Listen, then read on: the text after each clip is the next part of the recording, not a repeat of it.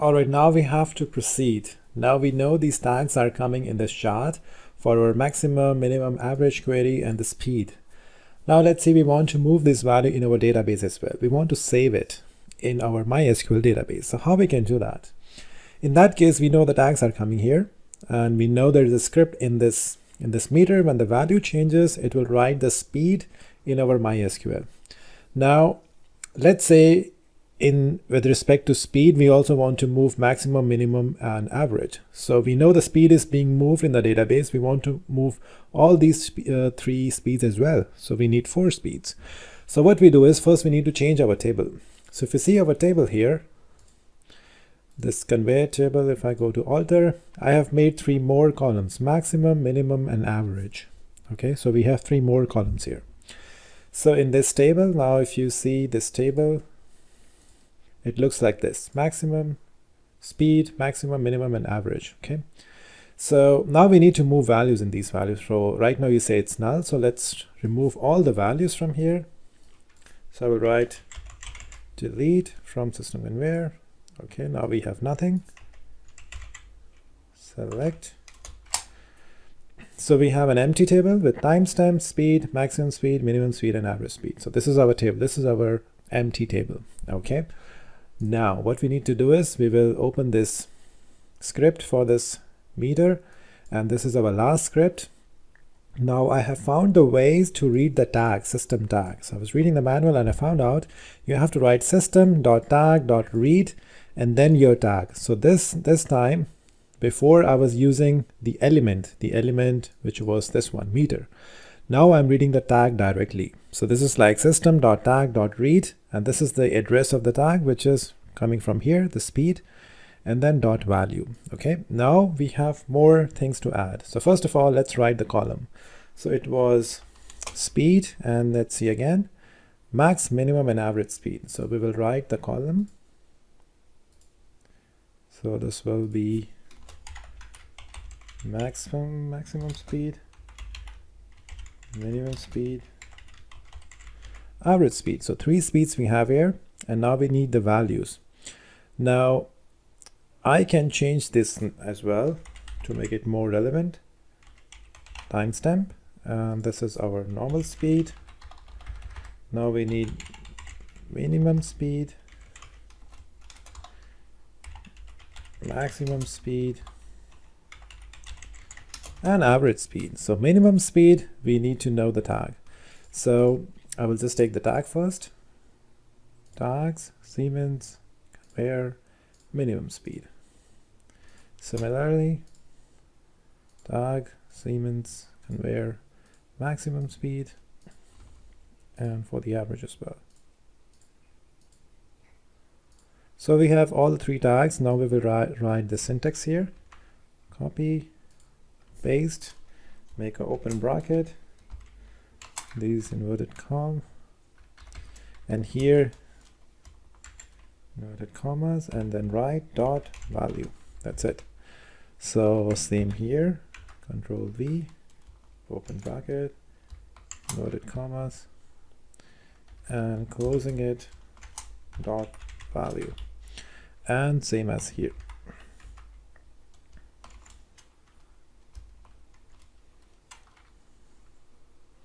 So we have written 3 variables, 3 extra variables for our database. Now we have timestamp, speed, minimum, maximum, and average. So the values will be more, so 5 question marks, and here instead of value 1 will be timestamp. Yeah, and then you have speed, and then you have minimum speed, then you have maximum speed and average speed.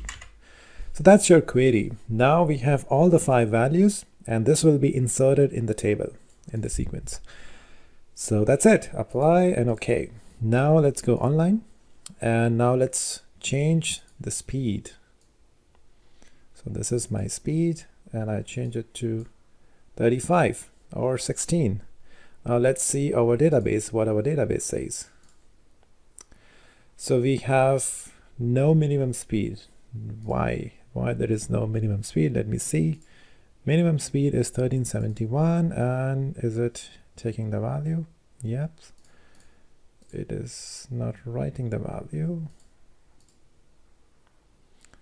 Let me see, there might be some mistake in the query. Minimum speed is not executed. Minimum speed is okay here. This is okay here. Everything looks fine to me. Column name is min speed.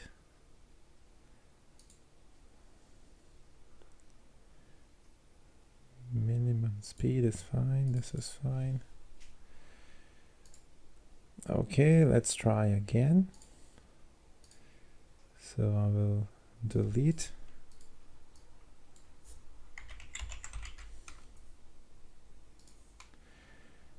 And it's empty. Now it's 36.26. And we have the speed here. Minimum, okay, I need to play it, sorry. Okay, once again. So now we have minimum, we have maximum, we have an average. So let's see if the database is written. Oh, this is strange. Minimum and average is not written.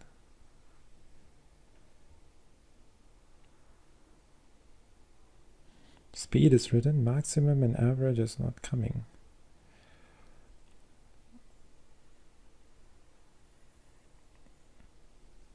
Let me try one more time. Now we have the values, okay. Maximum is 49. Everything is 49, what? Here the values are different, something wrong in our script.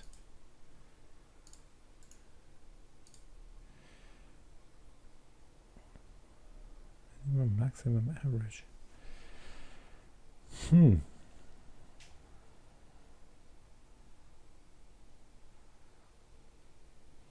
Timestamp, speed, min speed, maximum speed, average speed.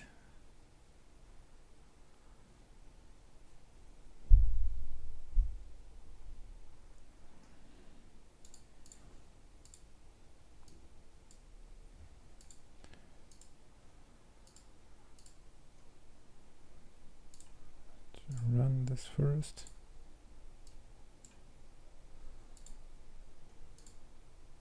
Twenty-four. Okay, but this is not a minimum speed. That's average. That's not maximum. Max, minimum, and average.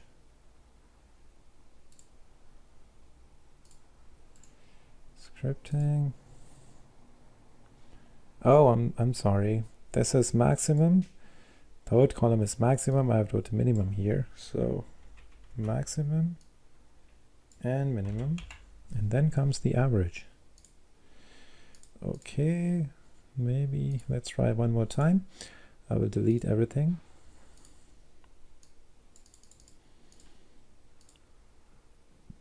Okay, let's run it again. So one of the column is missing. We have one speed. The maximum is not executed. Let me see if I execute maximum here. I get the value.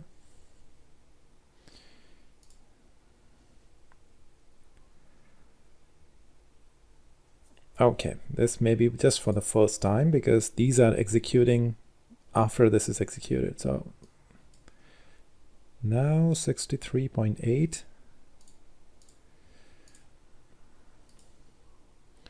Now we can see 35.945. Where it is 63.8.